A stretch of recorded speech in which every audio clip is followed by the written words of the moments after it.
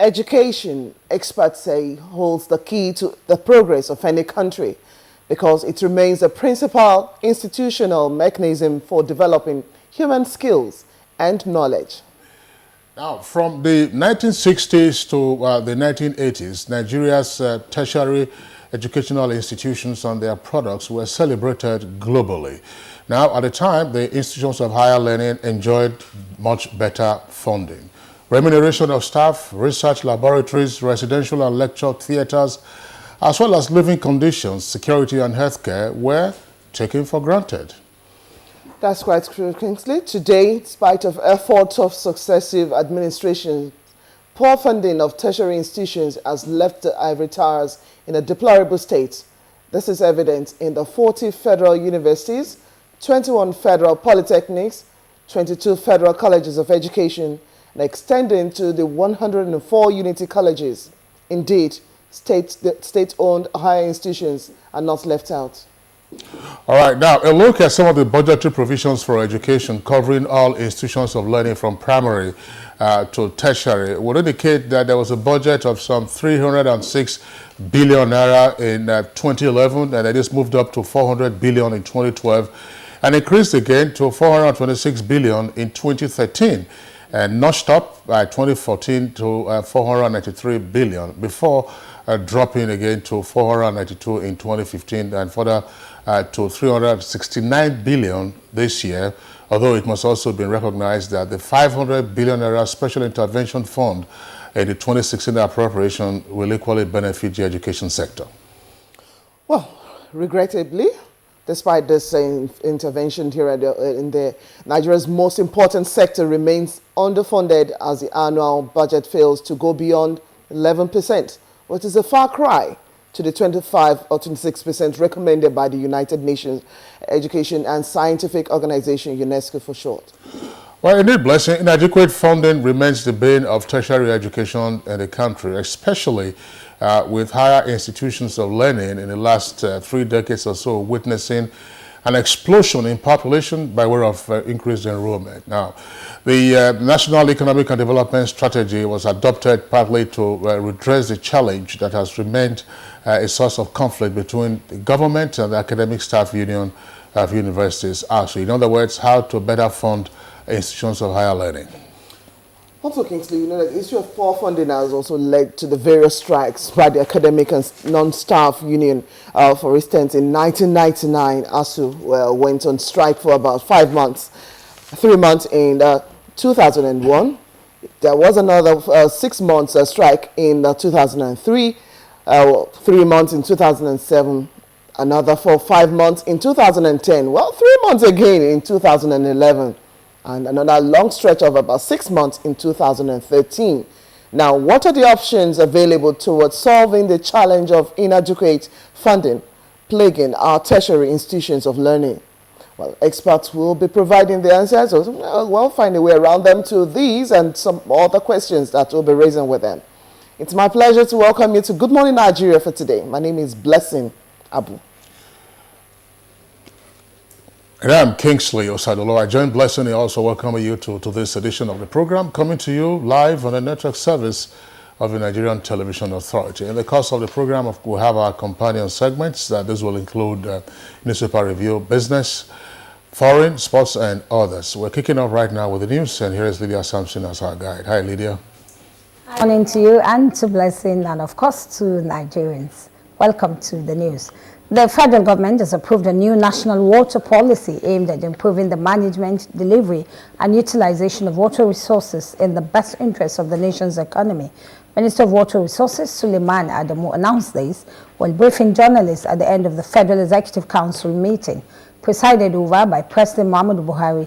State House correspondent Adamu Sambu reports that the government also cleared the air on controversy surrounding the sale of national assets. The door is now open for the private sector to come in a big way to invest in water supply schemes in this country. Nigeria has the potential of 3.14 million hectares of land for irrigation, out of which only 130,000 has been developed formally and only about 70,000 is being utilized.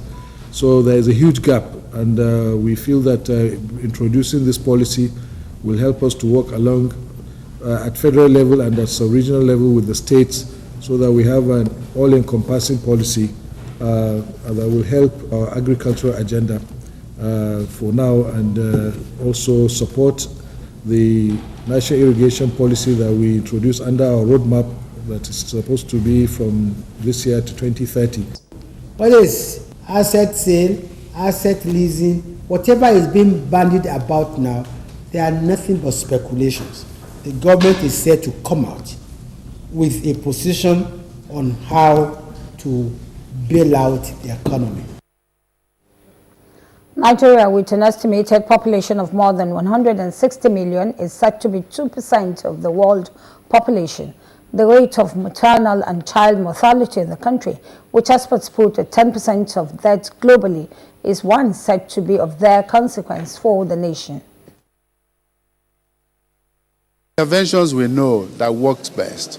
One of them is child spacing and family planning. It works. We can actually reduce that number by 30% if we're able to reach every woman that requires child spacing today. This is a problem that's been tackled very successfully in other parts of the world, and that's helped those countries grow their economies faster, increase incomes, as well as saving many, many lives. We are looking at building a strong system. We are looking at intervening at primary care level, and also looking at how can we strengthen the primary care system and also get the states involved. These are things that are lacking. We need to work with the states and to deliver results. The United Nations Fund for Population Activities delegation to Vice President Ize-Iyamu is recommending child spacing as a source of control measure. Vice President Ize-Iyamu says the announcement of $10 billion concessional agreement to African states over a 10-year period at the 2015 Indian-African Summit by the Indian government is a clear demonstration of brotherhood. He said this at a dinner organized in honor of the visiting Indian Vice President Mohammed Ansari at the State House Banquet Hall. Clearly ours is a brotherhood that is not only strong but has stood the test of time. Your Excellency, the future of Nigeria-India relations is very bright indeed.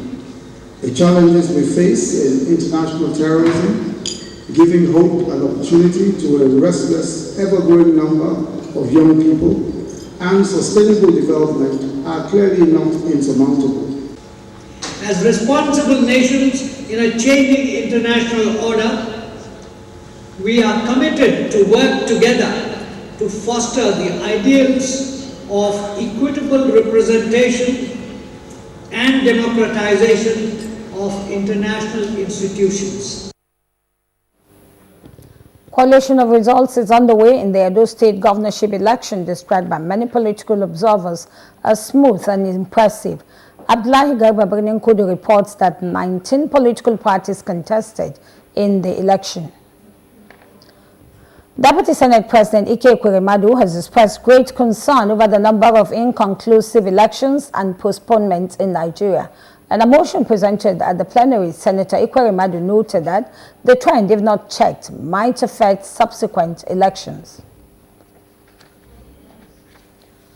The House of Representatives has announced the suspension of a member and former chairman of the House Committee Appropriation, Honorable Abdul Mumni Jibrin.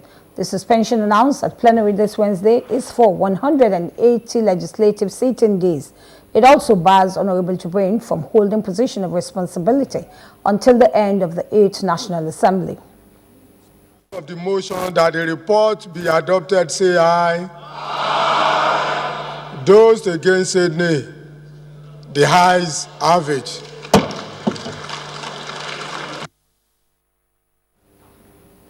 International terrorism can only be defeated by organized international action. These were the words of Vice President of India, Muhammad Hamid Ansari, as he addressed participants of the National Defense College Course 25 on emerging security imperatives. Management of ethnic and communal conflicts and resolving them are important areas of governance as are the identification of threats posed by religious fundamentalism, ethnic violence, economic disparities, and deprivation. The Nigerian Army is to launch Operation Rescue Final to ensure the release of all abducted and kidnapped persons in Nigeria. The Chief of Army Staff, Lieutenant General Chukwuebuete, announced this while receiving members of the House Committee on the Nigerian Army.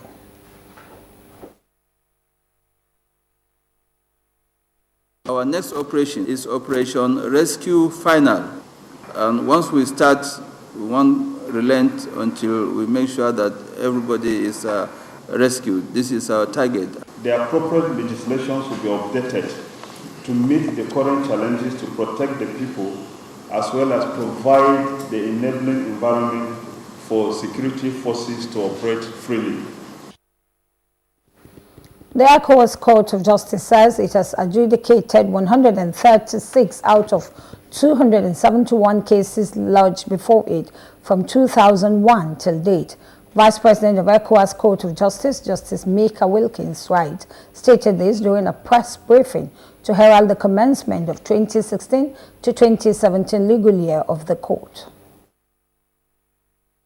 The court has established an admirable culture of providing refuge for victims of human rights violations while holding member states accountable for their treaty obligations on or for human rights violations. And as the news, Good Morning Nigeria continues with Blessing and Kinsley after the break. If you hear a bomb explosion or gunshots of an active shooter, that might be a terror attack. At such times, always remember 3 action words: run, hide, report. Don't try to run towards the terror scene to save the situation, because there might be a second bomb blast or another attack. Run far away and take cover. Make sure you are safe first. Yes, it is in our nature to sympathize over the hurt, but remember, only trained personnel can help in such situations. When in a secured environment, promptly call relevant authorities and help will come. For anonymous reporting, call 09630-3250-5 or 0813-2222-106. If you see something, say something. Nigeria unite against terrorism. This message is brought to you by the Federal Ministry of Information and Culture. Introducing new Dettol multi-surface cleaner for a healthy home. Some cleaners don't kill germs, others kill germs but don't clean properly. New Dettol multi-surface cleaner gives you 10 times better germ kill, 10 times better cleaning, and all-day freshness for a healthy home. Germs, oil and dirt cause blemishes and uneven skin tone. You need Dettol Even Tone. It removes 99.9% of germs and is formulated to remove excess oil and dirt, helping to reduce blemishes. New Dettol Even Tone. President Muhammadu Buhari has approved the program of events to commemorate Nigeria's 56th independence anniversary. Details as follows.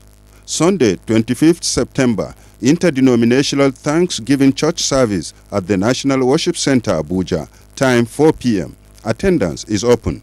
Friday, 30th September, public lecture 11 a.m. to 12:50 p.m. Venue, National Mosque, Abuja. Attendance is open. Jumat prayers 1 p.m. to 2:30 p.m. Venue, National Mosque, Abuja. Attendance is open. Saturday, 1st October, presidential change of guard. Venue, forecourt of the Presidential Villa, State House, Abuja. Attendance is strictly by invitation. Bolaji Adebi, Director Press, Office of the Secretary to the Government of the Federation. Announcer. The NTA ETV National Children's Expo for Scientific, Technological and Artistic Inventions is in its 10th edition.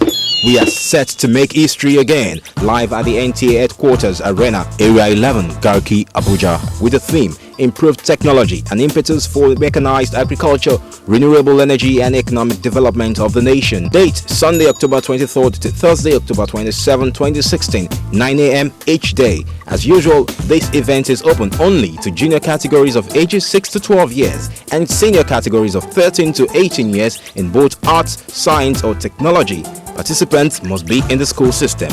Are you ready to be a part of the biggest gathering of Nigerian children with creative and innovative ideas? Note, all NTA stations nationwide are implored to complete their preliminary competitions ahead of the Abuja event in October.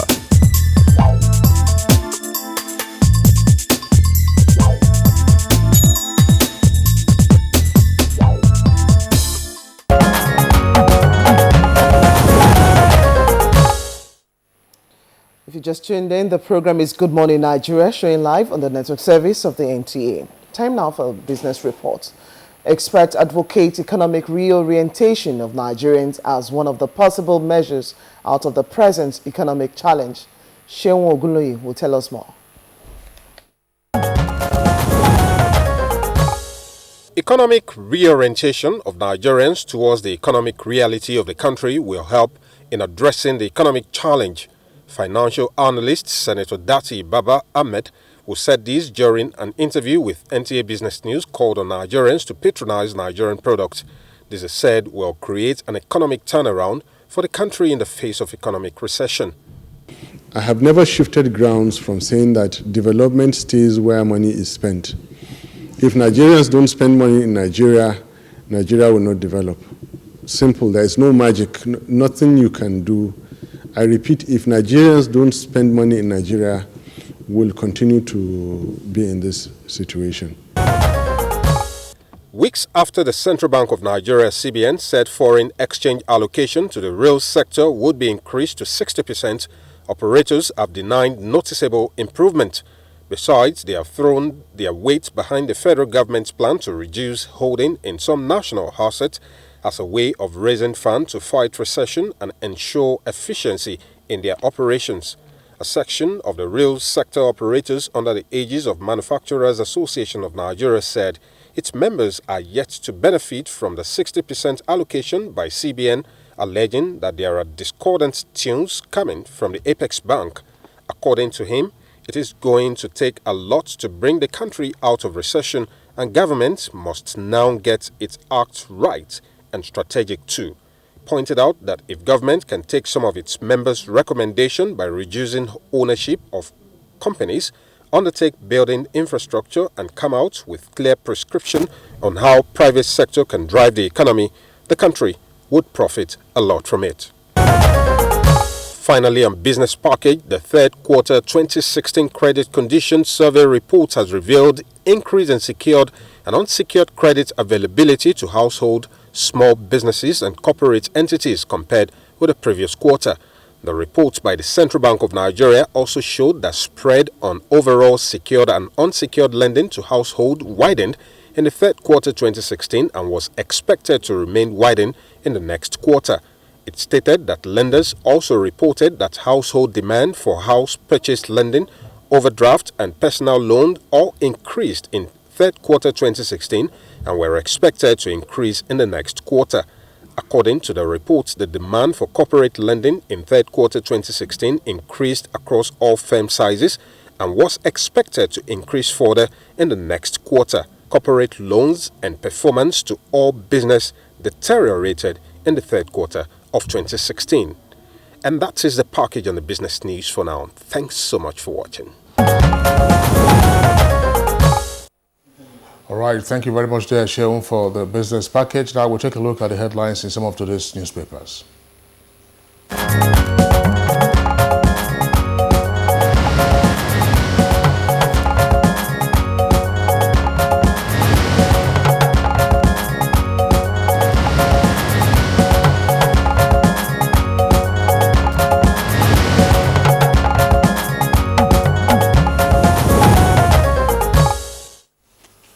All right, Bayo Atoyebi, our newspaper reviewer, is right here with us for today's edition. Bayo, good morning and welcome to the program. Good morning, Kingsley. Good morning, Blessing. And good morning, Nigeria. All right. Okay, let's kick off. I'll start off with a punch. There are a couple of headlines just above the masthead. We'll start off with that. Atiku backs Tinubu slams Oyego for Ondo APC primary. And that story found on page 9. Close to that, we have alleged forgery, AGF's absence, stalls Saraki Ekwerebadu's trial. That story is on page 16. And on the other side of the page, that's page 17. Jibrin heads for court over 180-day suspension. Well, and of course, quickly now to the Daily Trust. We have similar stories. Just below the masthead, we have court adjourns Saraki Ekweremadu's trial as federal government's lawyer says not ready. That story is trending on page 7. House of Reps suspend Jibrin for 1 year. That story continues right on page 4. And to business, central bank to sell forex direct to BDCs as dollar hits 465 naira today. Okay, Kingsley. All right. Well, let's go to the Nation newspaper. Above the nameplate of Nation newspaper, you have the headline also on the state of the naira. It says speculators push naira to 460 naira to the dollar on the black market. Details of that on page 12. And world leaders to attend Shimon Peres's funeral, why Nigerians must support Buhari, by Niger governor. And then commissioner's death costs short Shetima's tour. Beside those headlines, you have another one. Ex-police IG Ize-Iyamu dies at 85. Former Inspector General of Police Ize-Iyamu dead at 85. Now, below the nameplate, you have the following headlines. PIB, federal government loses $200 billion, says Neiti. And MTN dismisses Melaye's allegation. Details of that can be found on page 11. Before we come to the story on politics of the Edo election, let's go to the second list story on the front page of The Nation, at the foot of the front page. House suspends Jibrin for 180 legislative sitting days. With a rider, I'll press on with my crusade, says Kano lawmaker. Details of that can be found on page 42. Now, that headline is also repeated on the front page of the Authority newspaper. Above the nameplate says budget padding. That's the kicker. Reps slam 1 year suspension on Jibrin. Details of that on page 4. Also on page 4, recession. Assets sale mere speculations, according to the federal government. And for this day newspaper, also above the nameplate, you have the headline, House suspends Abdul Mumin, bars him from position of responsibility. Details on page 12. And OPEC reaches deal to cut oil output and prices rally. Nigeria, Iran, Libya may be allowed to produce at maximum levels. And again, on the asset sale, federal government says no decision yet on sale of national assets. Approves new bill to develop water sector. Bayo. Well, let's start with the National Assembly. The trial on forgery cases at the Senate has been shifted to October 7th. Meanwhile, the SY chairman of the House Committee on Appropriation has been suspended for 180 legislative days. The House sits 3 days in a week. It means that for the 180 days, it means 60 legislative weeks. You also will know that the House often goes on recess during Easter, during Eid al-Kabir, also during Eid al-Fitr, and also when they celebrate the end of the legislative year, as well as during Xmas. And this period are excluded from the legislative year, so he's likely to be in for a long time. He's also barred from the premises of the National Assembly, and he's not to get any salary or allowances. In public service, sometimes when you are suspended, you are placed on half salary until when you are cleared, and then you are restored to the salary. But maybe in the National Assembly is different. He was eased out of his position in July 20, if you remember, and the whole thing was that he turned a whistleblower about budget pageant. He's alleging that of the $100 billion worth of constituency projects, some principal officers amassed for themselves 40 billion of that worth. I'm inclined to ask Kingsley, the Freedom of Information Act has protection for whistleblowers. What happens in this case? Meanwhile, he's saying that his suspension will not stand because he has already advised his lawyer to file charges of contempt. 6 days ago, he had advised his lawyer and he filed a case at the Federal High Court in Abuja. Well, the matter of clearly is sub judice, but whether or not the whistleblower concept or the protection afforded the whistleblower would apply in this case should be a matter that probably could be canvassed during the litigation. But I do not think that is necessarily the case. He's an insider himself, and this is probably something like an admission or self-confession that we are seeing, of course, roping in allegedly, several other persons. But again, the members of the House could also say that these are matters that are internal to the National Assembly. And then, we are governed by our own rules and so on and so forth. But it's likely to be some intractable challenge that both the House and Jibril himself, will have to contend with over the next 12 months or so, that we have around 80 days. Now, he cannot impose himself on the House. If the House has suspended him, of course, he will not have access to the chambers. Well, there's a precedent to that. In 2010, Honorable Dino Milai, as he then was, had to undergo such a similar thing. Absolutely. The other story also is that the federal government has clarified that no decision has yet been taken on the sale of national assets. And the Honorable Minister of Information, Lai Mohammed, said that so far, all that has been said are in the ambit of speculation. But the Honorable Minister of Finance has given some indication. He said, so far, with the measures taken, there are instances that very soon we will be getting out of the recession. He says that with Nigeria recording a second quarter negative growth, and with the measures that has been put, he's sure that Nigeria is on the verge of coming out of the recession. She charged state commissioners of finance to make sure that they take stock and compute all their balance sheet, to make sure that they take charge of their liabilities and assets. This will go a long way in enabling them understand the economy. He says those were the errors that we suffered at the federal level, which placed us in this position. So they should learn from that perspective. Okay, before we go to the political story, the obvious one is on the elections, let's take a look at some other stories. Just beside the message for the Punch, Shettima suspends store as commissioner dies at 54. That's one story. And to Business Now economy, recession, operators kick as federal government eyes 5.8 trillion naira pension fund. That story you'll find on page 25. Well, so on the recession, just at the foot of the page, we're already getting out of recession, says Adeosun. Adeosun, of course, you said, Minister of Finance, Kemi Adeosun. That's what you find on page 26. 3 Kogi herdsmen remanded in prison for kidnapping. That's what you find on page 17. And on page 5, pupil drowns in the Loring River while going to school. That's on a sad note. But now to the stories on politics. Edo election, that's the leading line for the Punch. Ize-Iyamu Obaseki in close race, as you find that story on page 9. On the front page of the Punch now is that headline. With other riders, PDP wins in Aneni's ward, APC sweeps Iheabari's ward, and also large voter turnout amid rigging allegation. Oyegun loses unit. Collection of results begins today, says resident electoral commissioner. And quickly to the Daily Trust. The leading headline for the Daily Trust this morning says, Ondo, Atiku backs Tinubu, faults Oyegun. Edo, APC, PDP claim lead as results trickling.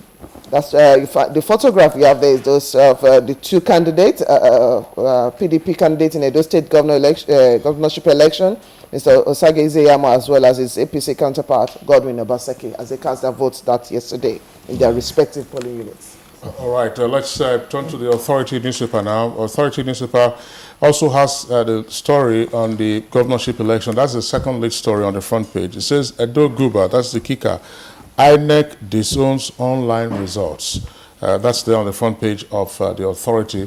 And the lead story, of course, has to do with the herdsmen. It says, herdsmen kidnap Catholic priests, shoot another in Anambra, demand 2.5 million naira ransom. We won't pay anything, says church. Well, before we go to the Edo election, let's talk about the issue of recession. There are about 20 oil-producing nations, and majority of them are plagued by this same recession. Saudi Arabia is the latest on the brink of recession, and it already has directed the cut of salaries of prominent officers in that nation. As at last quarter, Nigeria and 5 other nations were on the brink of recession. The others were Angola, Qatar, United Arab Emirates, and in fact China. Nigeria is already getting out of the recession as indicated by the Honorable Minister of Finance.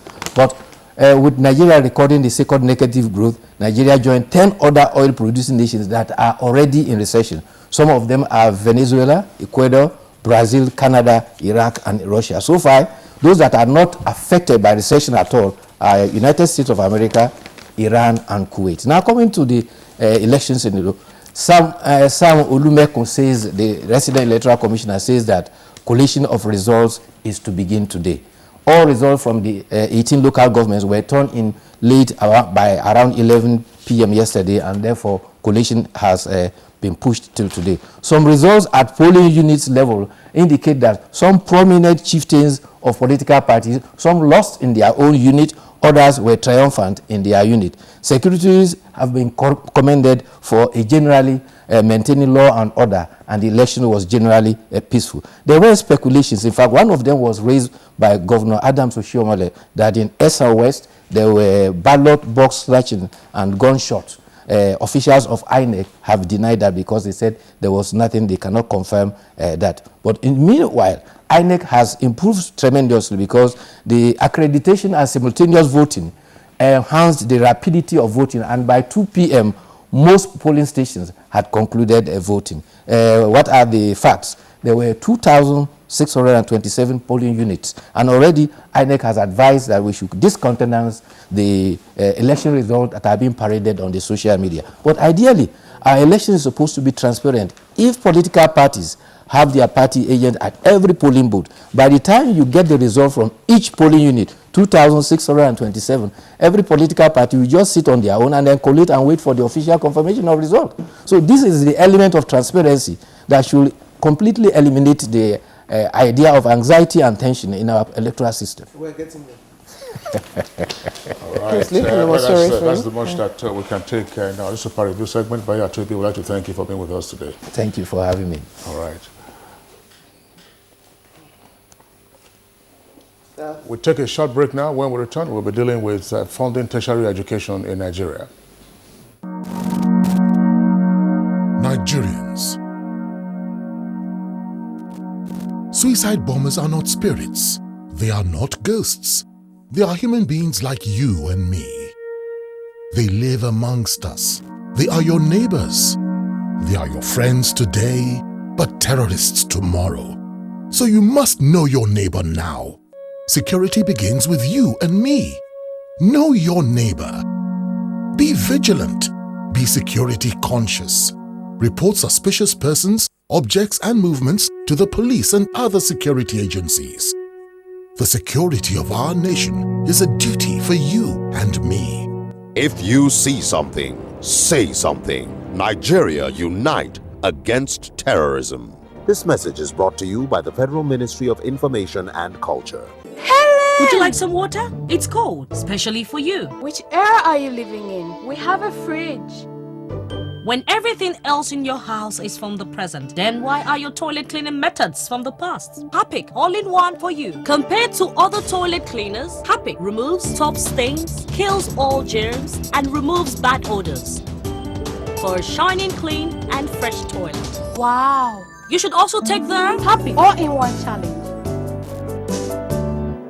Does your antiseptic liquid kill the germs that cause flu, diarrhea, typhoid? Dettol does. Dettol provides 10 times more protection versus leading competition. So why take a risk with your loved ones? Dettol Mom. She only trusts Dettol antiseptic liquid to kill 100 illness-causing germs, and it's recommended for cuts and scrapes. Worry less and love more. Don't just be any mom, be a Dettol mom. Dettol, be 100% sure.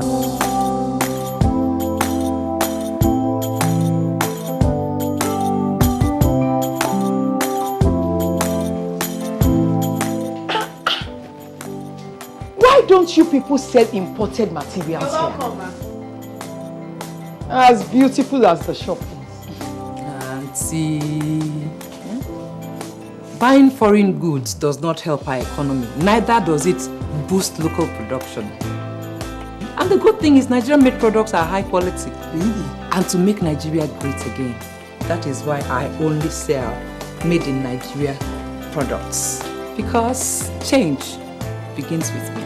I'm convinced. Change begins with me too.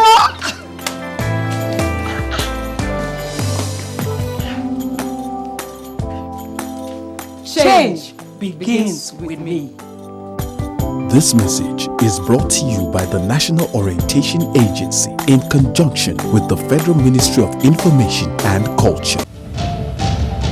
This is to announce the launching of a biography on President Muhammadu Buhari titled Muhammadu Buhari, The Challenges of Leadership in Nigeria, authored by renowned Professor of International Studies at George Mason University, USA, Professor John N. Padden.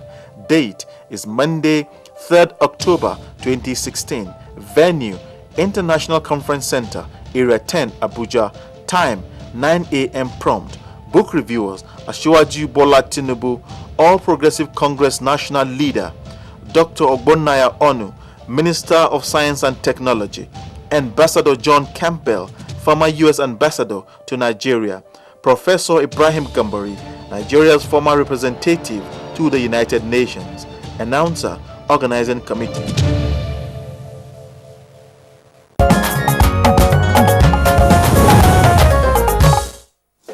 All right, you're welcome back. But if you just joined us, it's Good Morning Nigeria. We're broadcasting live on the network service of the Nigerian Television Authority. Now, education in Nigeria at some time in the past was a thing of pride because it produced the elite group of society. Now, largely owned by government, Nigerian tertiary institutions churned out some of the best intellectually in Africa and beyond. And they were, as it were then, the promise of the nation's socio-economic development. Now, this was due largely to the efficient infrastructure and human resources available to build character and learning. But inadequate funding appears now to have had a negative impact on the quality of our tertiary institutions. Our correspondent, Omatola Mojola, sets the tone for our conversation with a background report. With ever-increasing population came a higher demand for tertiary education among the populace.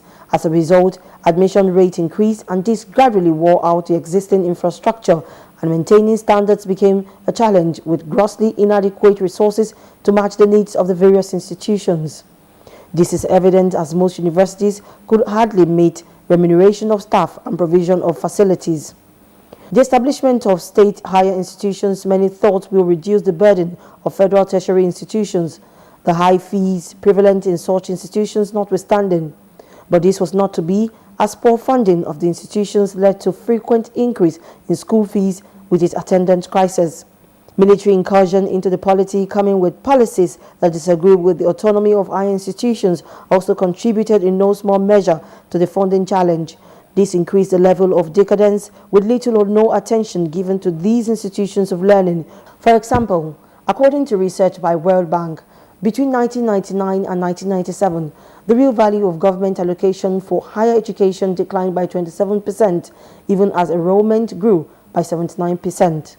These had often led to agitations among different sects in the institutions, from the teaching staff to the non-teaching staff and the students, oftentimes leading to industrial actions which result in the closure of some institutions for months, some running into years, drastically altering academic calendars. Funding issues with its attendant effects on the physical and academic standards of Nigerian higher institutions has had consequences. Not only has it led to the proliferation of privately owned higher institutions, quite a large population of Nigerian students are studying in the West African sub-region, even in Francophone states. The search for a way out of the problem led to the adoption of the National Economic and Development Strategy Needs Assessment document. The federal government at different times has provided interventions to the challenge of funding for tertiary institutions in Nigeria, as well as the state governments. Notable among them are the Petroleum Trust Fund and the establishment of the Tertiary Education Trust Fund by an act of the Parliament. Why is the challenge of funding persisting in Nigerian higher education, and what is the way forward? Join us as we look at the issues on Good Morning Nigeria today. Many thanks, Motola Mojola, for that background report. Now to commence our conversation on funding of tertiary education in Nigeria. We're now being joined in the studio. We have, of course, we have guests here in Abuja studio, Lagos, as well as two others join us via Skype. But first, I'd like to introduce at this point Professor Abdulganiyu Ambali, is the Vice Chancellor of the University of Ilorin. Professor Ambali, thank you very much for joining us on the program this morning. Thank you. It's nice to be here. And also from our Lagos studio, we have the Executive Secretary, Tertiary Education Trust Fund, that's TED Fund for Dr. Abdullahi Bafa. Dr. Bafa, we'd like to welcome you to the program. Very much for having me. Okay. Okay, Kingsley, we have other two guests. All right, yes, we have two other guests, as you indicated earlier, who are joining us via Skype. First, from Akure, the Ondo State capital, we have Professor Peter Okebukola, is a former Executive Secretary, National Universities Commission. Professor Peter Okebukola, it's our pleasure to have you on Good Morning Nigeria. Pleasure is entirely mine. Good morning. And then we also have joining us via Skype this time from Atlanta, Georgia in the U.S., an adjunct professor at Emory School of Medicine and medical director of First Lithuania Medical Center, again in Atlanta, Georgia, Dr. Ize-Iyamu Okuba. Dr. Okuba, I'm delighted to have you on the program this morning. We know that you're about 6 or so hours behind us at this time, and you're still up, so we thank you for being part of the conversation this morning. Good morning, but I must say that I'm very happy to be back on this program again, but the audio, it's not very clear, so I can barely hear you. We can hear you loud and clear. Perhaps our engineers obviously are also listening to you. I'm sure they will sort that one out so that our voices are much clearer. Myself and my colleague, Blessing. Once again, thank you for being part of the conversation. Well, the issue we're dealing with this morning right away has to do with the funding of tertiary education in Nigeria. The existing paradigm would appear to be grossly inadequate. Universities, polytechnics, colleges of education keep complaining, about inadequate funding, despite the best efforts. We have the TED Fund Executive Secretary, Chief Executive with us on this program. But let's begin with Professor Ambali, Vice Chancellor of the University of Ilorin. What exactly accounts for the funding gap in tertiary education in Nigeria, so that we use that now as a foundation for discussing what needs to be done? Oh, thank you very much. I think there was a gap between when universities used to be monitored and funded as of when due. And then there was, sort of quietness in the system. And then it now took, probably a decade for government to say, look, let's look at the universities again. Because when people started complaining of low standard of our education, then they look at it and say, what exactly went wrong? So in the process, they now, came together, brainstormed, and they came up with solutions. One of them was the establishment of TED Fund. And then after TED Fund operated for a while, when they started noticing some gaps again, then the government now instituted a committee to go around the tertiary institutions and find out their needs. So that's where the needs assessment results came out, and then the government now came up with a financial solution to meet those gaps. Okay, Professor Ambali, thank you very much. Now let's go over to Akure in Ondo State, the Ondo State capital, of course. Professor Okebukola is right there joining us via Skype. Now let's take a look at some of those areas as proposed by Professor Ambali here. Of course, there are gaps noted over the years. Why is it that we've not been able to breach these areas of funding for tertiary institutions in Nigeria, from your own perspective?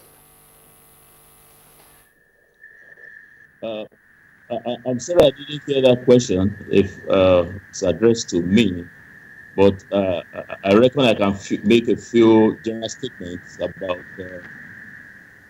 higher education funding in Nigeria.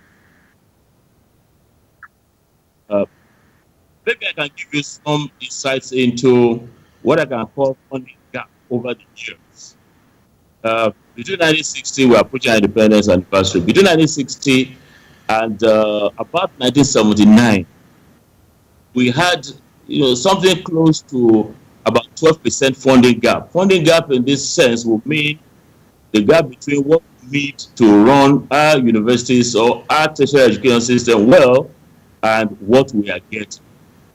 Now, it worsened between 1985 and 1990, where we had funding gap going to about 27%. today, as I speak, we have a funding gap that is about 35%, meaning that the system needs to deliver quality higher education. The funding that you have is we have it 35% short. Now, what is aggravating it? We have recession creeping in and aggravating the situation. And that's why I think the discussion today is quite apt. We have all manner of challenges relating to the low investment in higher education in Nigeria, and if I can give some comparisons, comparisons.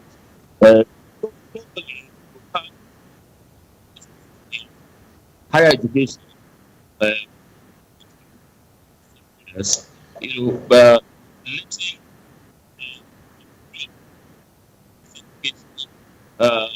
come up as expected.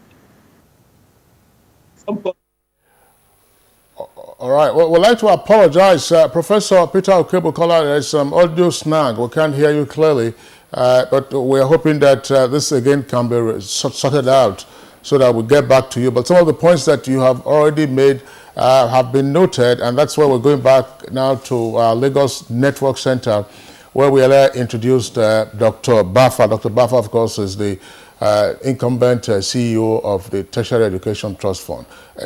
Just before we begin to break these matters down, Professor Okebo-Kola says that there is a funding gap now for universities about 35%. Now, TED Fund has been recognized as one of the viable sources of funding for tertiary institutions, particularly universities. From your experience, because you've also been in the academia, what are the other sources of funding, and therefore what explains the gap? Yeah, thank you very much. I think first of all, I think we are starting from a wrong premise. If we are going to build our argument of the existence of funding gap around the statistics given by World Bank, who only rely on the budgetary provision on education, then our estimate of the gap is certainly going to be faulty. For us to have a clear understanding of what quantum of money is being injected into the higher education system in Nigeria, we have to look at the budgetary allocation. We have to also look at the intervention by TED Fund. We also have to look at the intervention by such other agencies like Universal Service Provision Fund, like the Petroleum Development Trust Fund, like the CBN, and also the needs assessment. An amalgam of all these funds will determine how much we are putting into education. Then when that is done, then only we can be able to have an exact gap that exists. But to say 35 or to say 27, all these are estimates that are built on wrong foundation because they rely on the budgetary allocation alone. And what is being allocated, what is being spent from non-budgetary sources is much, much more than the entire budgetary allocation to education.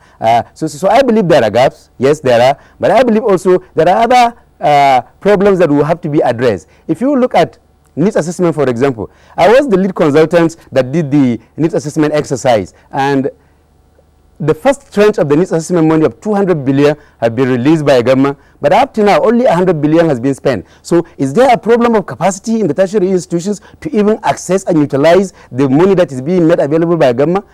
At our own end, in the last 5 years, from 2011 to 2015, TED Fund has injected over 1 trillion naira into the higher education subsector of the education, and not up to 70% of this amount has been spent because the beneficiary institutions are still lagging behind in accessing and utilizing this fund. So yes, there are gaps, but yes, there are also issues of capacity related to whether these beneficiary institutions really do have the capacity to access and utilize the fund that is made available to government. And that is made very clear. Then we will be dilly-dallying around what is the gap and what is not the gap, and how to use the fund or how not to use the fund.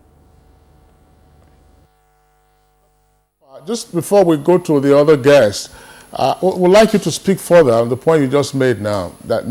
Are you saying that there is a pot of money somewhere, but that perhaps one of the challenges that the institutions are facing is that they lack the capacity to access the pot of money? And if so, what have you also identified as the causative factors in the capacity deficit? And this is some institutions, not quite many, some institutions are unable to access this fund. Then what is the problem? Could there be a problem of capacity even to absorb this money and utilize them? The same thing with the needs assessment. 200 billion, the first tranche. Remember, it's supposed to be 220 billion per annum for 6 years. That will account for about 1.3 trillion, 1.3 trillion naira to be injected into the higher education system. Only first tranche was released, and still only 50% of the first tranche has been expended. And the same thing with TED fund. So I think, yes, there is problem of access and a capacity to access and utilize. And in many instances, what is needed to access these resources is to be very accountable and transparent, to be able to meet the requirement. And beneficiary institutions are lagging behind. And I believe that something will have to be done also at the end of the tertiary institution, at the end of the beneficiary institutions, to ensure that they are accessing and utilizing this fund judiciously. Okay, Dr. Bafa, thank you very much. We'll go over now to our guest in Atlanta, Georgia. We'll introduce her, Professor, I beg your pardon, Dr. Ize-Iyamu Okoba. Now, let's take a look at what the advanced world has taken as an edge over what we have as institutions in our own country, Nigeria. Let's explore the different areas of funding university from that part of the world. Thank you once again for having me on this program. And I can barely hear, the audio is really bad, but I believe what your question is what the preference is over, or what obtains better here in the United States over what we have, or the challenges that we have in Nigeria for our tertiary education. First off, I want to reiterate that education is a very pivotal. It's very pivotal to our national development, and so the tertiary education produces people who would help move the economy and also the social life of the society. And so, looking at the challenges that we have in Nigeria for our tertiary education, it's the fact that we all understand that the tertiary institutions are very underfunded. And then if we look at the UNESCO, which is the United Nations Educational, Scientific, and Cultural Organization, we all noticed that they had suggested that the annual budget allocated to tertiary or education should be at least 26%. But if you look at what our annual budget allocates to education, it's never been anything over 13%. And so that is a big problem, the underfunding. So we have recognized that problem, that we do have underfunding in our institutions, tertiary institutions. And so that underfunding leads to the fact that our salaries for the teaching and non-teaching staff, it's not funded adequately. And then also the infrastructures are not well developed, such as the laboratory, the hostels, the libraries. And then we also talk about the fact that, the tertiary institutions should be the ones piloting research projects. And these research projects are the projects that put tertiary institutions above every other institutions. And then this really helps for the institutions in Nigeria to compete globally. And so if we don't have research projects being funded by our tertiary institutions, then that becomes a big problem, and that becomes a huge challenge for our tertiary institutions. And so once we have identified that our tertiary institutions are underfunded, and then we now look at, okay, what are we going to do to overcome these challenges? Because over here in the, in United States, the tertiary institutions are funded by if they're public universities or public tertiary institutions, they're being funded by the government. And so the government allocates funds to help fund these institutions. And so I also understand that in Nigeria, we have what we call the Tertiary Education Trust Fund. And this is a trust fund that was established to be able to collect taxes from the private sector to be able to fund the tertiary institutions. And so when we look at all these challenges that we have, we can look at increasing the taxes that we tax the private sector, and have our multinational companies who come into Nigeria pay more taxes from like the 5% they're currently paying now to 25%. And that will help increase the funding of the tertiary institutions. And then that would help increase research. That would help increase the infrastructures and make them better places for the students to study. Because the quality of graduates that we're producing from the tertiary institutions in Nigeria, it's really not at par, and they cannot compete globally. And then we also want to make sure that we're paying this, taking care of our teaching and non-teaching staff. Because if they're not paid their salaries and there's no pension in place for them, then they're not giving their they're not at their full productivity level. So we want to make sure that's also done. We also want to make sure that there's accountability by these tertiary institutions, that they account for the money that they're being given. And it's not, the amount of money they get will be commensurate with what they produce, and so the quality of education that they are producing. So in the nutshell, what I'm trying to emphasize here is that we have to identify the challenges that face our tertiary institution and the funding by the government and the private sector.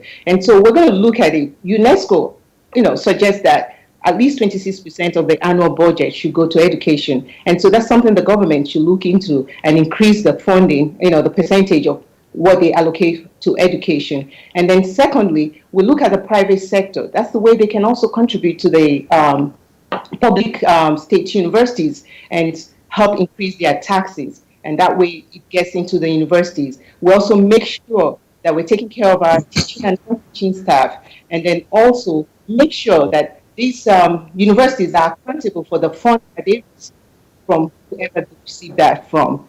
And I'm not quite sure if I'm being heard, but hopefully the audio is a lot better.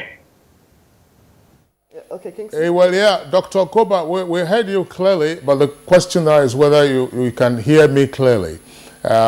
Just to back up a bit, earlier you talked about the funding arrangement, part of the funding arrangement for public universities in the U.S. If a university is owned by the government, then obviously the government funds it. But to what extent does the funding go? Is it 100% funding, or do public institutions still have to, as it were, scrounge for other sources of funding to supplement whatever the government gives to them? I'm so sorry. The audio is really bad, but I'm trying to see if I heard you clearly. Was your question? I'm sorry, I didn't hear you. Let me yell at this end. I'm saying public institutions or public universities in the U.S. are funded by the government. Now, does the government fully fund those institutions, or do the institutions have to seek and search for additional sources of funding? And if so, what are those sources? Okay, yeah, that's another option we also have to look at. That means our students in the tertiary institutions being able to pay the rates that they need to pay, because really the government only pays part in the United States, the public universities. You have the state universities and the federal universities. The state universities are a lot cheaper because they have funds to support the students, but the students go out and take student loans, and they can also take grants, federal grants, to see them through school. So another suggestion that can help in this situation is having the federal government, come in collaboration with some institutions, banking institutions, or ways to help students get student loans to help them pay their tuition and then get through school, and then give them very subsidized interest rates to be able to pay for it. Definitely, tertiary education here in the United States, it's not totally free unless you're on a full scholarship. And so you still have to pay some part. And my recommendation in that situation would be that we have the government work with our students so they are able to access scholarships and loans to be able to see them through schools. And then once they can get that, they can pay this after they graduate. And that helps fund the tertiary education too. All right, Dr. Okuba, thank you very much. You've just touched on one of the key points, again, that we'll be exploring in the course of this conversation. Student loans, the crisis surrounding that is one of the issues in this year's U.S. presidential election, and Hillary Clinton and Donald Trump are busy sorting themselves out on that. But let's get back again to Professor Peter Okebukola. You've seen him on the shot on the screen, but we hope that the audio has been fully restored now. Professor Okebukola, you were just talking about the funding gap of 35%, but Dr. Baffa, the Executive Secretary of TED Fund, indicated that where the funding gap may not be that much, but not necessarily up to 35% if you were to factor in other sources of funding available, from which, according to him, some institutions have been unable to tap owing to lack of capacity. What's your take on this before we begin to get down to some of the nitty-gritty of what to do?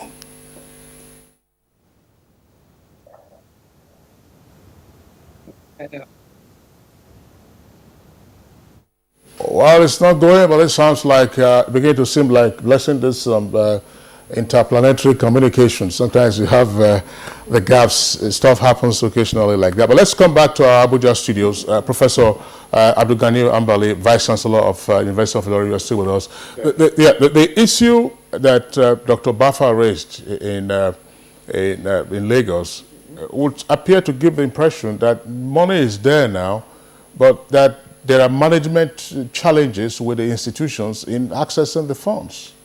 Is that correct? Well, he is the Executive Secretary of TED Fund, and he knows how much is left unassessed. But as far as we in the universities are concerned, I think the problem has been the slow pace of transaction between universities and TED Fund. When TED Fund releases money to you, the first tranche, once you exhaust that, they will come and monitor and see whether you have utilized the fund appropriately. Then they go back, write their report, take it to the EX, then before you approve the second tranche. So that takes a while because probably I think the problem is the capacity of TED Fund to monitor all the projects that is going on all over the Federation. We have about 40 universities, federal universities, and then some state universities that they are supporting. And you can imagine how many staff will you need to monitor all the projects going on in all the Nigerian universities. And then the same people will come back, write reports before they go back to another station. So I think they have to increase their capacity. Because, for example, Unilorin has requested for second tranche for the past few months. Of course, I give him the benefit of the doubt. He's just coming to TED Fund. But that has taken us months before we start hearing that, okay, in the next couple of days or weeks, we are going to get our fund. So that slows down the pace. And then, the capacity, the universities have capacities because we have needs that are still unattended to. So if TED Fund should increase its pace of monitoring, of releasing the tranches, it will go a long way in reducing the unaccessed fund that is with TED Fund. Again, I would like to comment on other sources of funding for universities. I believe that university education cannot be funded all alone by government. So in other developed world, you'll find alumni coming in to help their alma mater. I know of some universities that the alma mater constituted maybe about 70% of the funding of that university.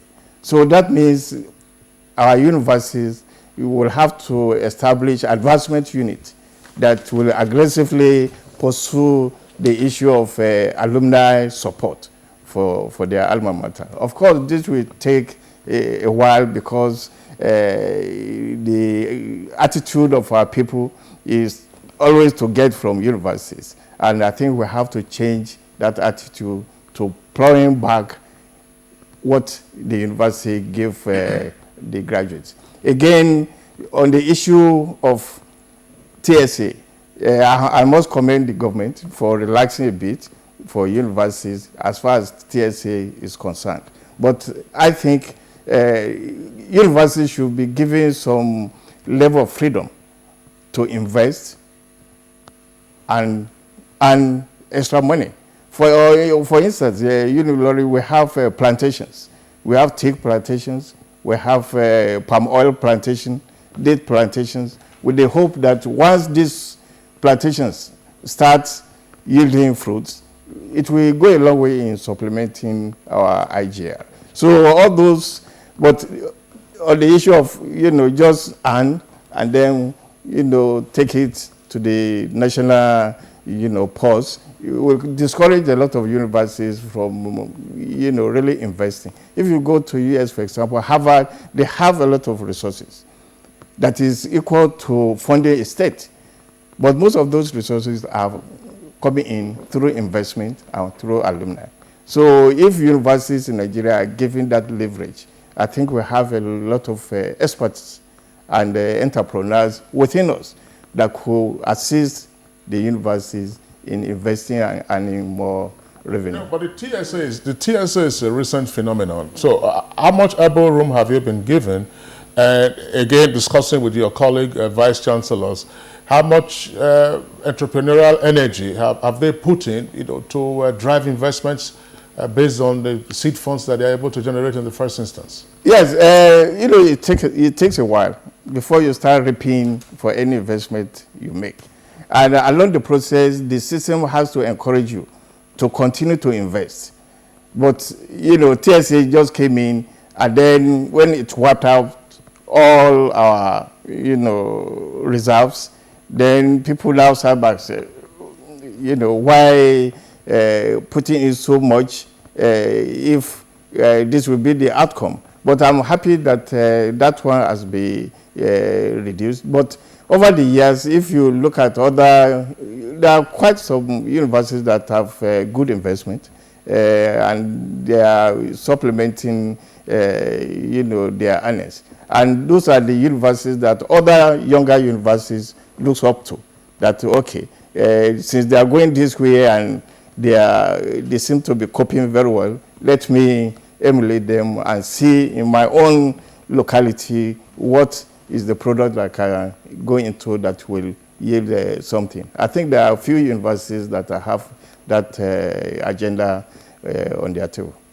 All right, Professor Ambali, we'll come back to you in the course of the discussion. Now, let's go back to Lagos, where we have Dr. Bafa still on sits there.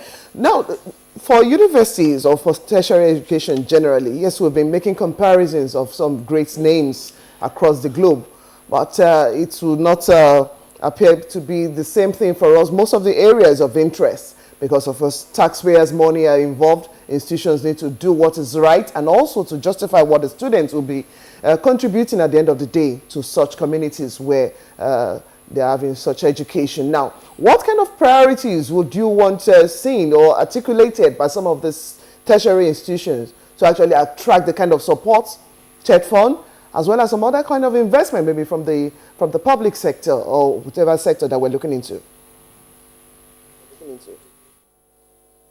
By law, by the Establishment Act, has its own core areas of intervention.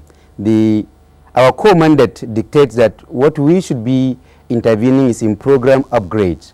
In other words, we have to support all beneficiary institutions in provision of infrastructure for teaching and learning, in the provision of laboratory equipment and other learning resources, in research support, in academic staff training and development, and in all these core areas, we have interventions that we are allocating to beneficiary institutions to support them in these areas. And I think, by and large, if you go to the tertiary institutions now, the beneficiary institutions, looking at the number of completed projects, looking at the number of scholars that have benefited from academic self-training and development, I think one cannot question the capacity of TET Fund to process. Of course, there are always rooms for improvement, and we're working hard to improve. But where you have delays is perhaps when beneficiary institutions are failing to do what is right.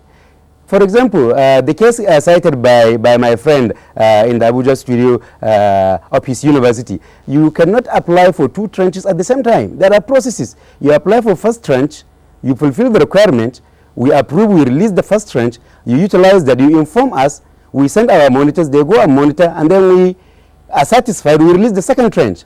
When you utilize it, you account for it, we send the monitors, and we release the third trench and final trench. But when you apply for second and third trench at the same time, you are trying to circumvent a process. And we will not release, and we will query that. We will send it back to you so that you be able to apply what is due to you, and so that we can be able to follow the process and ensure that we protect public interest. So sometimes you have these multiple trench requests. You request for first and second trench at the same time, it's not allowed. You request for second and third trench at the same time, it's not allowed. You have to apply for a trench at a time. In respect of the performance of the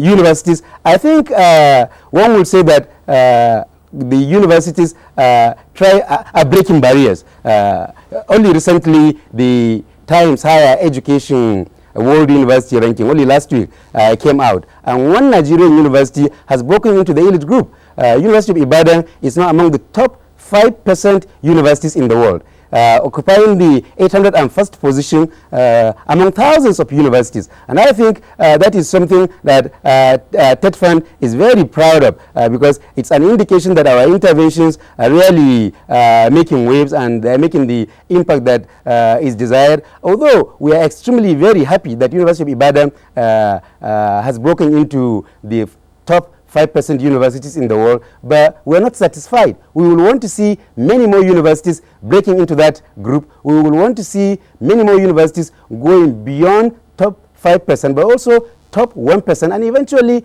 top 0.5%. And Nigerian universities do have the capacity. In the opening remarks by the anchor, the reporter was talking about Nigerian graduates lemonades. They are weak, but they are the same Nigerian university graduates that are going to study for higher degrees elsewhere in the world, and they go and excel. Where were they trained for their undergraduates? Here in Nigeria. So really the quality is not as bad as we are painting it. The quality of our universities, the quality of our graduates has improved tremendously as a result of intervention of TET Fund, because over 16,000 academics in the tertiary education have been trained to acquire master's and doctorate degrees as a result of TET Fund intervention. Over 20,000 academics have been sent to foreign and local conferences courtesy of TET Fund intervention, and all our laboratories are equipped. You will go to many beneficiary institutions, you will see equipment still in their crates. They have not been installed, they are not being put to use. So really a lot of progress have been made, and I think we are making a lot of headways, and we will continue to do that. Dr. Baffa, thank you very much. But you have described all of these, all of the things that TET Fund is doing, perhaps in general terms. For the benefit of our viewers, for those who probably do not know, what are the areas of intervention by TET Fund in the universities and other tertiary institutions, polytechnics, and so on and so forth? You've just ticked them up, but let's just get to look. These are the areas in which you are intervening, and in particular, do you have a monitoring system? You talked about an index just now. The University of Ibadan has broken into the top 5 or 15%, or so ranked number 800 or something. Do you have, an outcome assessment mechanism to say, look, we are putting in this much, this is the output, and then this is the outcome. Our ranking system is much improved? The first question first. What are our areas of intervention? I thought that was what I started with. Our law, our act, clearly define where to intervene and on what to intervene. Where to intervene, public tertiary institutions defined by the act as state and federal universities, state and federal polytechnics, state and federal colleges of education. These are where TET fund money are spent, in which specific areas. The first specific area is program upgrade. That is the provision of physical infrastructure for teaching and learning. New structures, renovation of existing ones, all this falls under, all this are falling under the program upgrade. We also have the learning resources and equipment. We support beneficiary institutions to procure laboratory equipment and other workshop equipment and all other such other learning resources, so that they can be able to have world-class laboratories, world-class workshops, and world-class teaching and learning equipment. We also do support beneficiary institutions in areas of research. We have pockets of intervention in respect of research. We have the National Research Fund, where the fund can be able to grant research up to the tune of 50 million to a researcher with a winning proposal. We also have the institution-based research, which we allocate equally to all beneficiary institutions. And we also have support for the publication of journals by beneficiary institutions. We also have support for converting manuscripts into books that are written by scholars in beneficiary institutions. The fourth area is academic staff training and development. In this area, we support scholars from beneficiary institutions to pursue higher degree in universities across the world, in Nigeria and elsewhere in the world, to pursue master's degree, doctorate degree elsewhere in the world. We also support we also support scholars from beneficiary institutions to attend academic meetings, conferences, seminars, symposia, etc., all over the world. Wherever there is an academic meeting and you apply through your beneficiary institutions, through your employer, we process, we send, because we allocate fixed amount of money on equality of universities, on equality of polytechnics, on equality of colleges of education. Fixed amount of money is being allocated for the purpose of this intervention. On the second question, yes, we have an effective monitoring and evaluation system. Of course, every system is always subject to improvement every now and then. So we are working to continuously improve the M&E, our M&E system, so that we can be able to, most importantly, ensure that we are getting value for money for the interventions that we are making in the university system. Yes, I heard you talking about 15%. No, University of Ibadan is among the top 5% universities in the world, not top 15%. Top 5% is better than 95% of the universities in the world. And the International Association of Universities, in its most recent publication of the world list of universities, have listed about 17,000 universities in the world. And out of these 17,000, the Times Higher Education World University Ranking have ranked the top 1,000. The top 1,000 out of these 17,000, and University of Ibadan happens to be one of the top 1,000 at 801st position. So we're really very, very happy with this performance, and we're also hoping that many more universities are going to jump into, are going to climb into this league of top 1,000 universities, eventually top 200 universities, and eventually our target is for Nigerian universities to be among the top 100 universities in the world. All right, Dr. Baffa, thank you very much for that elaborate explanation. We'll come back to you in the course of the conversation, just to indicate that our viewers have, as usual, sent in their reactions to the comments and the issues being discussed by our guests this morning. They've taken advantage of the Twitter handle at NTAGMA. We'll take some of those tweets now. Okay, we'll start off with that of Mike Ayako. He says the quick and only viable way to funding tertiary education in Nigeria is through public-private partnership. Federal government of Nigeria should act swiftly. And Daniel Unwimo tweets, it's pertinent to say that our tertiary education needs funding to the core. Most of them lack basic amenities and facilities. And from Unwulu Collins C said, I believe that the government is doing well in tertiary education funding, but government should also monitor how the funds are used. It is so important. Abdul Karim Duro tweets, now, despite the funding gap, there is corruption and mismanagement in our ivory tower. Quality must also improve to attract foreigners. And from Sani Michael Omakoji, it's really unfortunate to see that the state of decay in our institutions over the years. I thought by now, change must have hit there. And Aminu Uba Al-Hassan, it says, Mr. Bafa, that's the Executive Secretary, it's September, a registration period for schools abroad. And 2015-2016 Staff Development Fund is not yet ready. Why? Augustine Edu Poku says, I have a relative that was told to pay 20,000 naira by her university for her to be able to conduct her IT at the university. This is not acceptable. Oladimeji Olaniyi has this tweet. There is a standard set by the United Nations. Let the government follow the set rule and allow our lecturers to be trained and retrained. And from Frank Chinoso, I think the Ministry of Education has a query to answer as regards to funding of tertiary institutions, especially the polytechnics. All right. Those are some of the tweets that we are taking. In the meantime, we'll come back to your tweets later on in the conversation. Just to indicate that we're still trying to sort out the Skype connection to Akure, where Professor Peter Okebukola had joined us. Unfortunately, that's not working out in the meantime, but once it is sorted out, well, we understand that the snag has been cleared.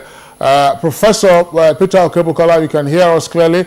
You've also probably heard the comments being made by the other guests. But let's wrap it up now and say, from your experience, with Nigerian educational system, do you think the current funding arrangements will suffice? I mean, no matter what quantum of money that TED Fund has, do you think it will suffice? And if it would not suffice, what other sources can we begin to take a look at?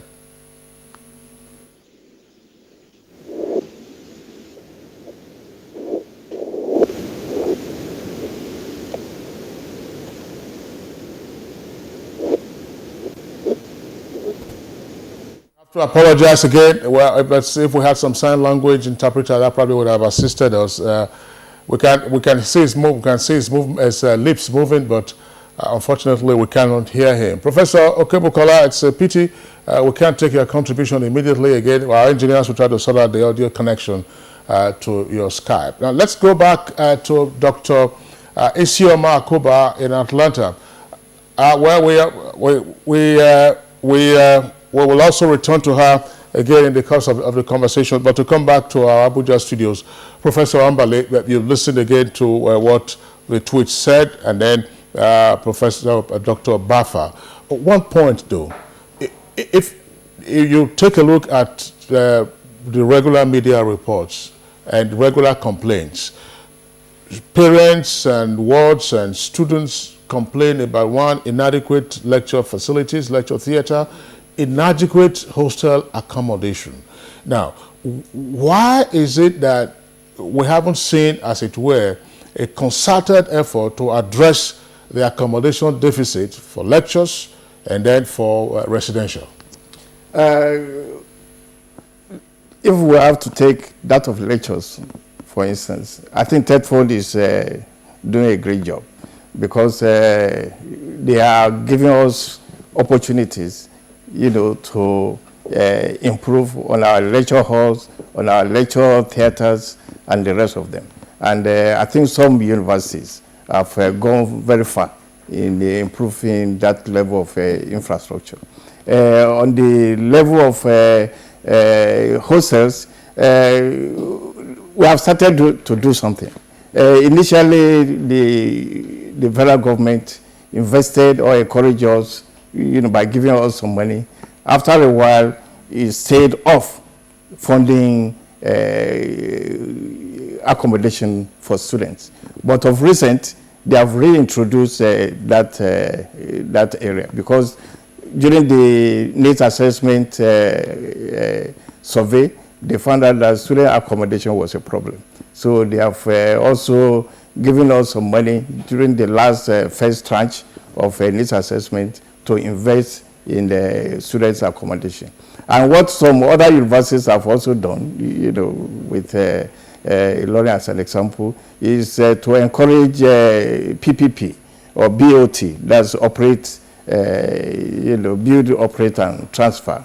And we have done a lot of advocacy by encouraging entrepreneurs to come into the campus and build, and then operate it for 21 years, and then before they hand it over to the government. And I think that advocacy has started to yield results. If you go to some campuses now, you find a lot of private individuals establishing students' accommodation, and that has eased up the issue of students' accommodation in some places in that area. One other point, just before we understand that the audio connection to our guests who joined us via Skype, the audio connection is back. Professor Peter Okebokola, can we attempt to take you one more time? Let's get your take on the issues that we are discussing. How best can we fund tertiary education beyond the present template? Incidentally, I just concluded a Africa regional survey of funding higher education in Africa, and we surveyed, my team and I surveyed 46 countries all over the continent, and we've come to a conclusion that funding higher education in principle is quite a very simple process. Simple in the sense that all you need is determine the unit cost of training a university student. At the National Universities Commission, annually we have this, what we call unit cost calculation. So we are able to tell you how much it costs to train a medical student, how much it costs to train a student in English or engineering or whatever. So, for instance, this year, the Nigerian university system that has taken the universities out of the higher education subsector will admit 500,000 students. And the average cost for this year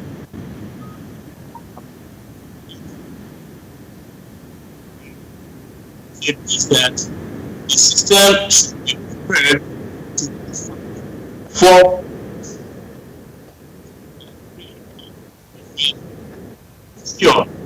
naira. So where does the money come from? I heard at the beginning when you said, is there a pot of money somewhere? For sure there's a pot of money somewhere, but that pot is not a pot that should be filled only by funds from government. It's cost sharing. What we hear all over Africa is cost sharing. So if we are looking at a 4 trillion naira expenditure on education, investment in education in 2016-2017, then government will have to put out some money inside the pot. The parents will have to pay some money. Professor Okoba said the private sector, everybody will have to put money into that pot. Well, I'd like to explode a myth. UNESCO has never said that you should put 26%. We only hear that in the Nigerian literature, and I'd like us to, why 26? Why not 30%? I did talk about a funding gap today of about 37% funding gap. So when you look at the literature, if you go to UNESCO headquarters, go to everywhere, it's only in Nigeria that we hear about this 26%. So I'd like to explore that myth. I'd like to underline the fact that we have to do cost sharing. Government should put its money where its mouth is. If government is saying that education is the heartbeat of development, education is the plank for leveraging development, they should put the money where its mouth is. I'd like to conclude my intervention at this stage by looking at the philosophies undergirding funding of education anywhere in the world. There are two of them. One is education for public good. Education for public good will mean that, yes, if you invest in education, the products will lead to development of everybody in that community, public good. The other is education for private good, that you're educating yourself only to benefit yourself.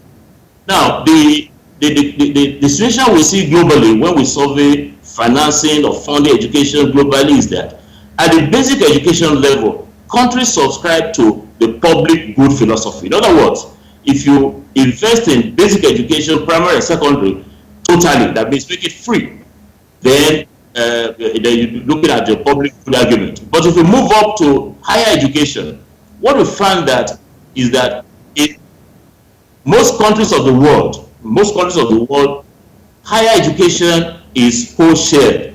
Government put out some money, and the private sector and everybody else will add to it. So take Malawi for instance. Malawi believes in public good for further education all through. Education is free throughout.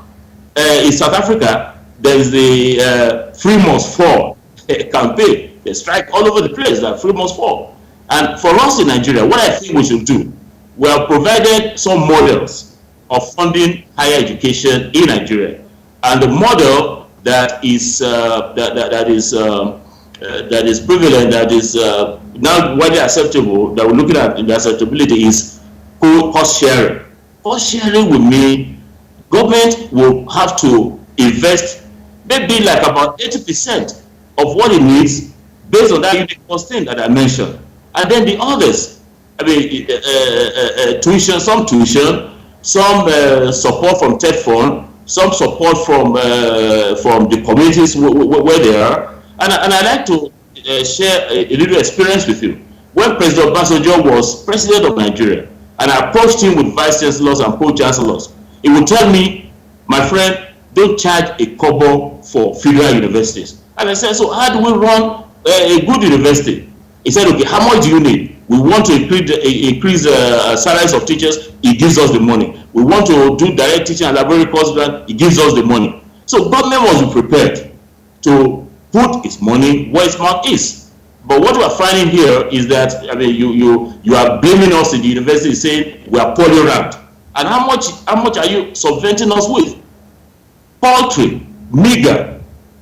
So I think government must rise to its responsibility of providing quality education through proper investment. Professor Peter Okebukola, I'm sure you can hear us clearly. We've had you quite clearly in your latest intervention. Thank you so very much. But you see, it would appear you are verging on the point that I think we also can't take right away. There's almost, for the past 40 years now, some doctrinal resistance to charging higher tuition fees, particularly in federal universities. Now, if you look at state universities and private universities, you can see the disparity in the tuition fees charged. Ali Must Go was in 1978, but so that has tended to affect persons. Do you think the time has come for us to begin to have a rethink? That's more than a generation and a half ago now. To have a rethink, to say, look, what's coming in terms of tuition is rather paltry. Hike it up and then see if universities can get more money. I'm sorry, I just had to rethink a bit of it, and I suspect that you're talking about rethinking our tuition regime in public universities. If that's the case, I think that we're right on spot. In this climate, you see, our assessment is that about half of those who are taking advantage of university education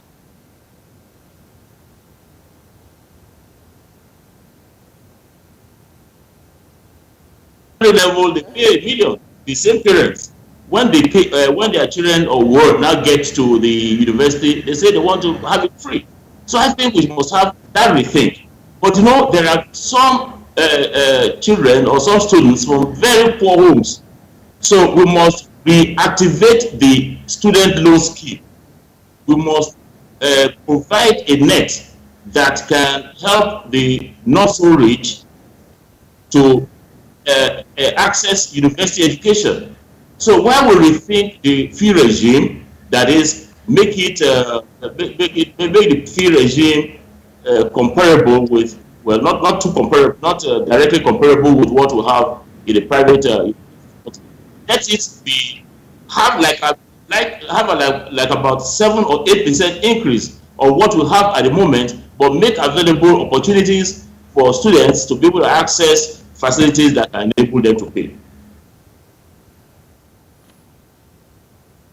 Professor Okebukola, former Executive Secretary, National University Commission, right there in Akure.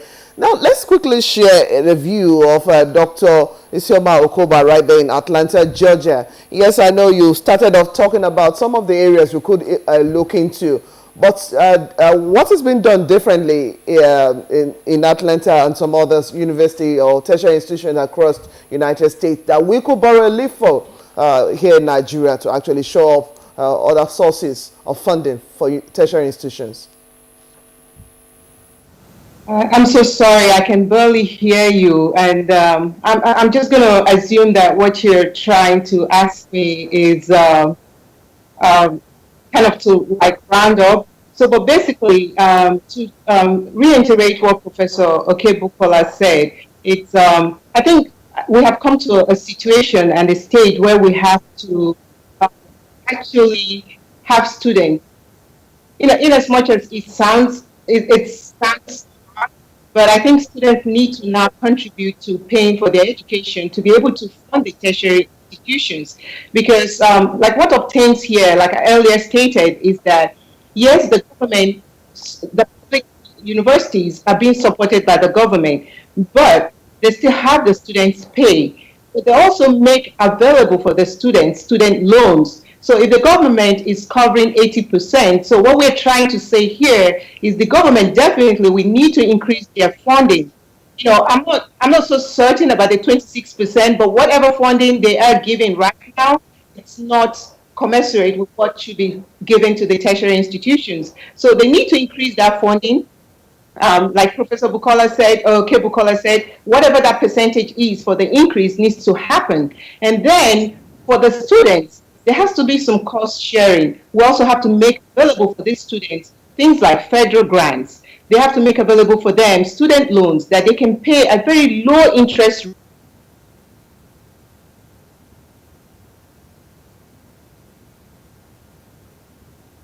All right, once again, we've lost the audio connection to Dr. Ize-Iyamu Okoba, who is speaking to us via Skype from Atlanta, but we hope that we're able to restore that link before we sign off. Now, we also have some tweets that have come in. We take those tweets now and I continue with the conversation. Augustine Edukboku tweets, in the UK, the government gives students loans and bursaries in tertiary institutions, and loan is deducted from your paycheck going forward. From Adedayo Oluwaseyi, let our tertiary institutions be well funded so that Nigerians studying abroad will be interested in schooling here as well. Aminu Al Hassan tweets, again, the question is to the Executive Secretary of TED Fund. Mr. Baffa, why is intervention funding for schools at a flat rate? Kaduna Polytechnic has 6 campuses and nearly 3,000 staff strength. From Aminu Uba again, Hassan, Dr. Baffa, because something should be done to arrest lopsidedness in intervention. Disbursement should be based on needs per institutions. And then we have this from Kasimoma. Kasimoma, that's the Twitter handle. Please, FUDMA, I don't know what that stands for. FUDMA. That should be federal universities or whatever, I don't know. Sorry, it's not clear, but it says FUDMA needs the help and intervention of government. Lecturers are being sacked unnecessarily and academic standards are falling. From Sani Michael Omakoji, holistically, PTDF should tell us their effort in various parts of the country in this regard. Are they justified with their efforts? And architect Ishiaku Ayuba, so when discussions on education arise, other institutions that produce graduates aren't considered. Now convert them to university. Well, those are some of the tweets that were also taken in the second stanza of this. Just to return to Professor Ambali, Vice Chancellor of the University of Ilorin, still with us in the Abuja studios. Part of your funding utilization would be, I would imagine, on the recruitment of quality staff. Now, there have been complaints about the quality of some of the teaching staff, notwithstanding what TED Fund is doing now in terms of upgrade of skills and further training. What is being done in terms of targeted recruitment of some of the finest persons following what happened in the past, which was a brain drain? Are you able to attract the finest to the system now and retain them? Yeah, thank you very much. I think universities are trying their best, because to be considered for university lecturership, you have to have either first class or second class upper. If you have 2-2, then you must, on your own, go and improve on it for master degrees. So when you obtain your master degree and you have PhD grade, then you are usually considered by universities. In addition to that, once you are recruited, the universities have embarked on training and retraining of staff. Even if you have PhD for some time, we make sure that we give you the opportunity to go for postdoc, to go and attend international conferences as well as local conferences.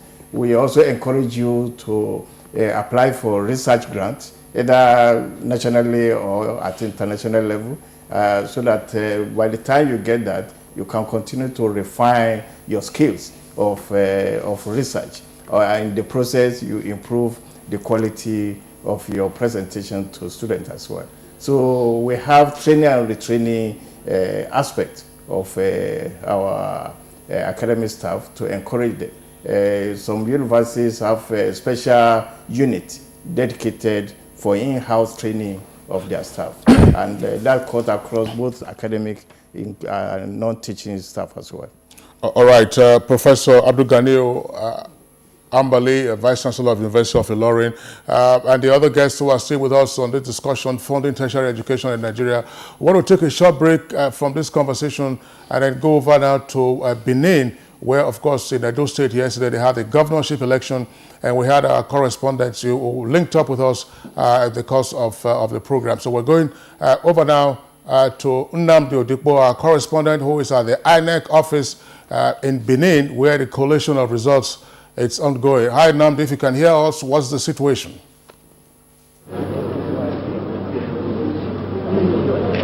Hello, Kingsley. Indeed, were the state INEC headquarters here in Benin City, the capital of Edo State. Focus shifted rather from the local government coalition centers yesterday to the INEC state headquarters here in Benin City, where it has been designated as the State Collation Center.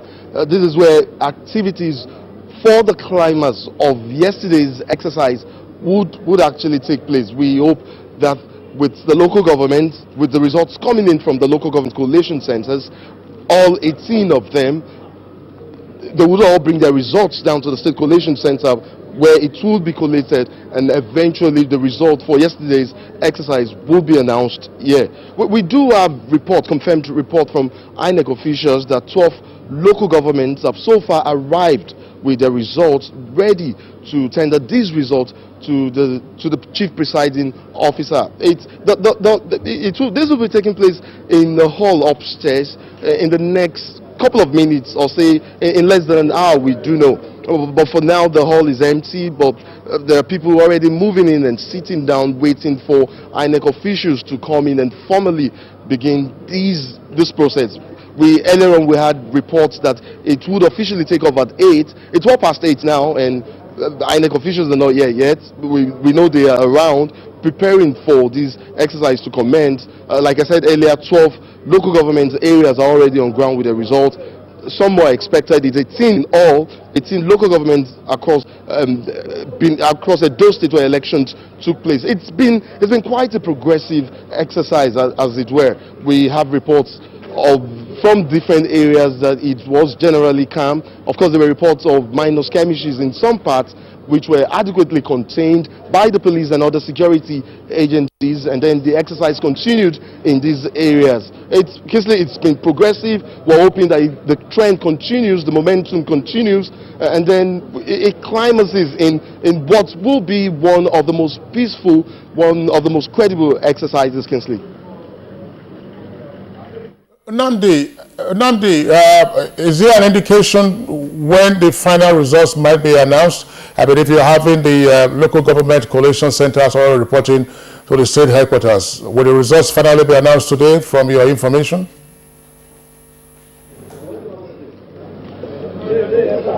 Well, Kisley, it's not so clear right now, but if going by what we already have on ground, if this is indicative of what might happen, then I think it's a good sign. If out of 18 local governments, we have 12 local governments already on the ground. I think if it is indicative of what's to come, then it is a good sign. We might say begin to expect, if the process does begin in the next couple of minutes, we might expect that by the end of today, the results would be out, Kingsley. Our correspondent, Anambra, speaking to us from the Annex State Headquarters in Benin City, where the final results of yesterday's governorship election are being collated. Namdi, once again, thank you very much. And then we're back to our Abuja studios, but we'll take a short break. When we return, we'll have the closing thoughts of our guests on funding tertiary education in Nigeria. You have given me the length and diameter.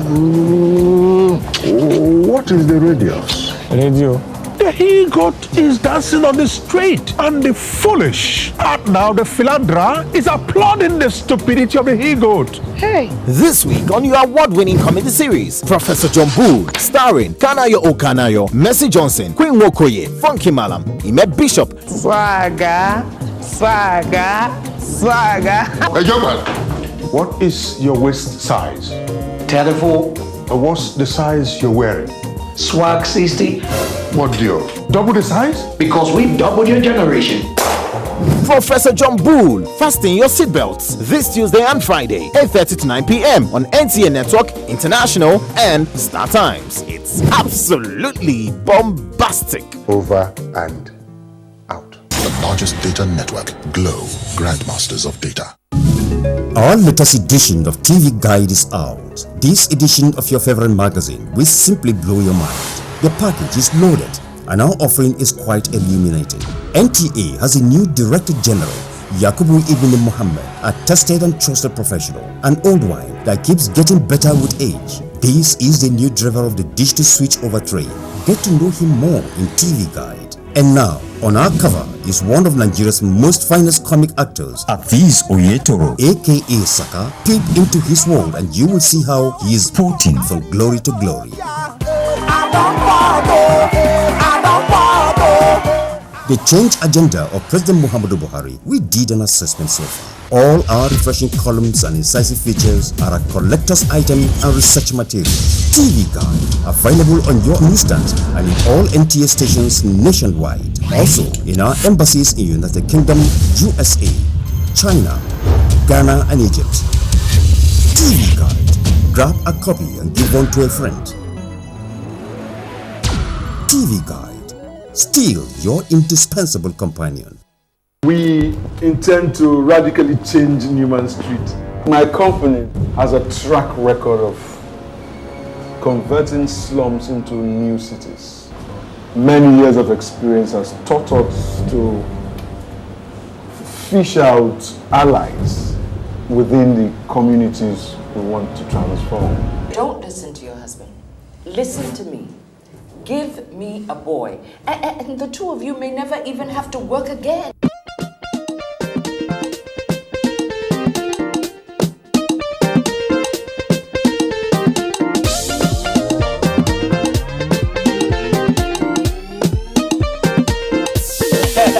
Sharp guy, how are you? What's your name? Akpos. America. Oh, Akpos America. One. Love you too. Wonderful wonder.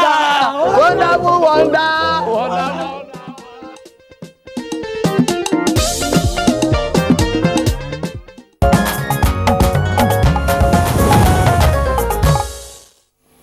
So watching Good Morning Nigeria on the last stretch, we'd like to appreciate all our guests that have joined us in the different studio here in Abuja, Lagos, as well as via Skype.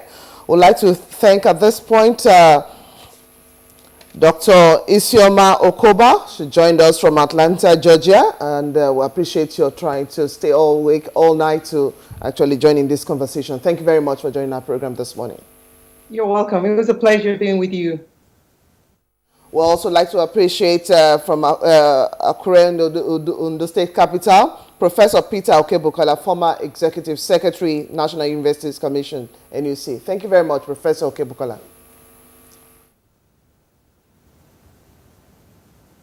Thank you.